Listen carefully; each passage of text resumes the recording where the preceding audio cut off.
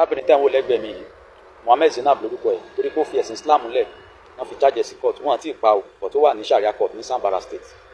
Mo rọ ìjọba Zamfara state láti dá sí ọ̀rọ̀ yìí. Ẹ̀yin ọmọ Ọlọ́run náà tẹnu yín tọrọ ẹ dìde sọ̀rọ̀ yìí kò yẹ ká má fi àjẹ èèyàn torí pé Ọlọ́run ò ṣe Islam mọ́. Ó yẹ ká lè dìde sí lóòótọ́ Bíbélì náà sọ pé wọ́n mọ̀ pa wá lákòókò kan wọ́n mọ̀ rò pé àwọn ṣiṣẹ́ fọlọ́run but notwithstanding kó tó di pé wọ́n fi nǹkan ṣe ẹni yìí ẹ̀yin Kìrìsìtẹ́nì ẹja dìde sọ̀rọ̀ yìí. Èèyàn fi ayé fún Jésù ó fi Islam lẹ̀ ó ṣe wá di nǹkan tí wọ́n ń charge sí Sharia court. Wọ́n lè ní wọ́n lọ gé apá ẹ̀bẹ̀ yẹn tàbí kán lọ sọ́ lókùúta pa àbí ṣé wọ́n free ìpè kó mọ lọ just like that. Ó wà níbi tí wọ́n ti charges ní kóòtù Zamfara yẹn báyà àti ìmọ̀ ẹjọ́ tí wọ́n dà. Ẹ̀yin Christian association ẹ dìde sọ̀rọ̀ yìí ẹ̀yin Zamfara zone Christian association Zamfara zone ẹ dìde sọ̀rọ̀ ẹ má jẹ́ wọn tún pa eléyìí ẹ má jẹ́ kí nǹkan kan ṣẹlẹ̀ sí.